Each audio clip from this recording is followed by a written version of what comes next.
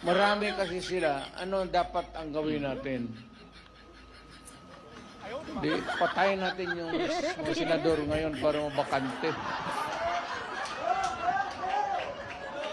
Eh,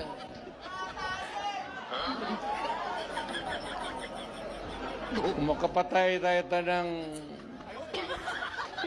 mga 15 na senador, eh, pasok na tayo lahat.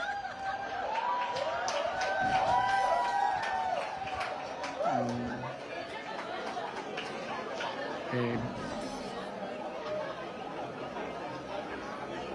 pero kawawa naman. Pero nakakainis kasi yung, hindi naman lahat. Pero, sabi nga, talking of opportunities, the only way to do it is to pasabugin na lang natin yung ano.